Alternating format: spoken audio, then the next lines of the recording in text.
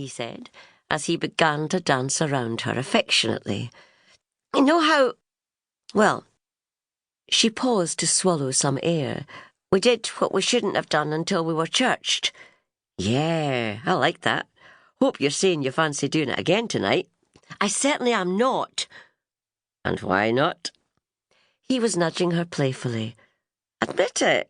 You liked it too, because I was good at it. Very good. You're right there. Too good by half you were. She sniffed. But there's always a price to pay for sinning. And in our case... She stopped and turned towards him. Duncan, I'm pregnant. You're what? Duncan blustered. His feet stopped dancing and his jaw dropped. You heard. You've put me up the Swanee. Eh? Oh, no. Gosh. He grimaced, then added, What am I going to tell my mum? Tell your mum? Kirsten gasped as she started blubbing like a child. Don't you think that what we say to my mum is what'll take some doing? There, sweetheart, Duncan soothed, taking her into his arms. You know I want to marry you, so now it'll be sooner rather than later. He stopped to take a deep breath before adding, So what? Stop bawling and I'll tell you what we'll do. Run away? Nah, there's no need for that. You see, we just won't tell anyone about the baby coming until we're married. But who would marry us? I mean, where will we go to get churched? No church, darling. I'm afraid it'll be the registry office for us. But you know how my mum is with her island ways. If I don't marry in the church, well, she'll go stark raving bonkers. We'd never hear the end of it. What will they say back home in Shetland? On and on she'd go. Maybe so. But you, having an illegitimate bairn, would be even worse for her to thole. Kirsten cringed when she heard Duncan utter that word. Illegitimate. Surely she hadn't been so responsible as to have her child labelled a bastard.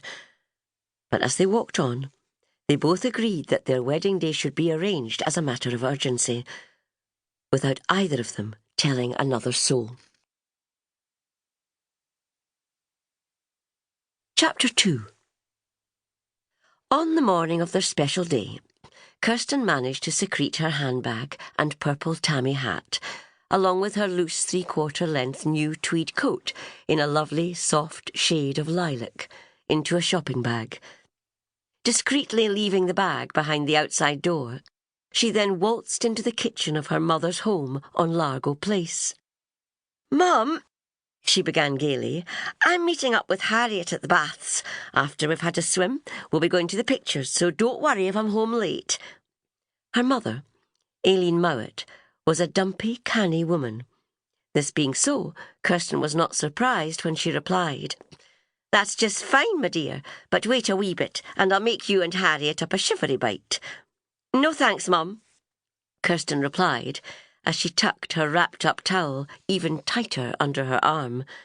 But, lassie, it'll be a long day for you, and you won't be wishing to embarrass yourself by fainting with the hunger.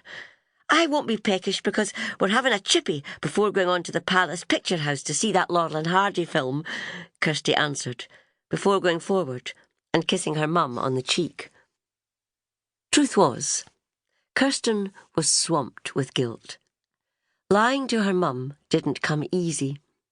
That was because her mum was so very truthful in her dealings with people. Added to that was the important fact that Kirsten was the youngest of Aileen's 3 children. She was also her only daughter. Kirsten's heart sank as she remembered that her mum was putting a little bit by every week so her baby could have a wonderful white wedding. Aileen was about to respond further, but before she could start, the outside door had clicked shut, leaving her with nothing but the fading echo of Kirsten's high heels as they raced from Largo Place. Before going into the registry office, Kirsten nipped into Leith Victoria's swimming baths so she could don her finery in a damp little changing cubicle. Finally, as she fitted on her hat, the guilt that had swamped her all...